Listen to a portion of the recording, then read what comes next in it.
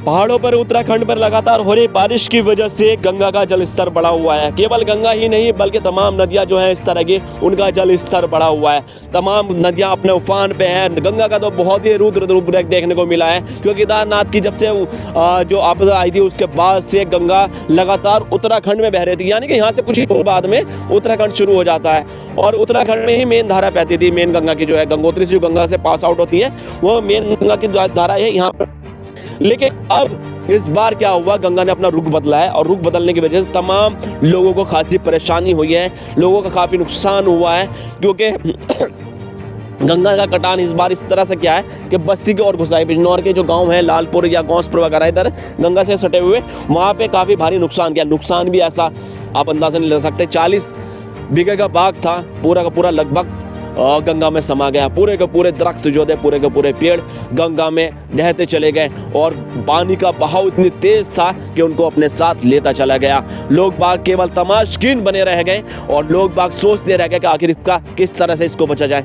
लेकिन उस गंगा का रुद्र रूप रुकने का नाम नहीं ले रहा था। आसपास के क्षेत्र में तमाम दहशत का माहौल था। कई मकान उसमें गंगा में समाते चले गए, लोग बाग तमाशगीन बने रह गए। पूरे के पूरा बाग गंगा में समा गया, लोग बाग तमाशगीन बने रह गए और गंगा का जल स्तर लगातार बढ़ता रहा। पहाड़ों पे लगातार बारिश होती रही और गंगा का स्तर बढ़ता रहा। ये जगह जो है, वो जगह मैं आपको दिखा रहा हूँ, ये अमूमन तौर पर सूखी रहती है, लेकिन इस बार लगातार काफ़ी दिनों से ये जगह यहाँ पे पानी भरा हुआ, क्योंकि आगे चल के अगर देखेंगे आप, मेन गंगा जो है आगे चलकर है और यहाँ से जाने में हमें काफ़ी बड़ा रिस्क हो सकता है। इसलिए यहाँ से तो हम आगे को जाएंगे नहीं, क्योंकि यहाँ से जाएंगे तो पानी पार करके जाना पड़ेगा।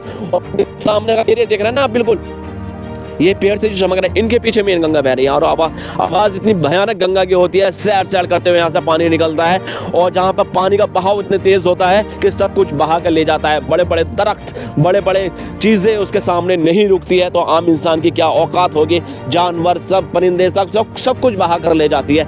अभी जो गंगा बैराज का, ये ही गंगा है जो गंगा बैराज बिजनौर पर निकलती है और वहाँ पर तकरीबन 7 अगस्त से बैराज को बंद कर दिया गया था। यानी कि पुल पे जो आवाज़ आई थी बिल्कुल पूरी तरह से बंद कर दी थी। पुल में जो बैरिंग्स वगैरह हैं उसमें कमी आ गई थी, बैरिंग्स को चेंज किया गया, थोड़ा वक्त लग गया, लंबा रूट लोगों को लेना पड़ा, केवल कहीं की वजह से क्योंकि पानी का कहर चल रहा था। क्योंकि पानी इतना ज़्यादा बह रहा था, पानी इतना ज़्यादा चल रहा था कि उसकी टक्कर मार रहा था। पुल के ऊपर जब टक्कर मारा, खतरे के निशान से ऊपर चल रहा था। कहीं इसमें जो उस पर पट्टी सी बनी रहती वो भी टूट गई थी। पुल पूरी तरह से डबाडब करके हिल रहा था, तो लोगों को काफ़ी परेशानी का सामना जरूर करना पड़ा। दिल्ली का सफ़र काफ़ी दूर जाना पड़ा इस पानी की वजह से, और दिल्ली को वाया जो चांदपुर वगैरह है वहाँ से निकल के जाना पड़ा। काफ़ी दूर होना महंगी भी पड़ा और वो भी पड़ा, काफ़ी परेशानी का सामना भी करना पड़ा।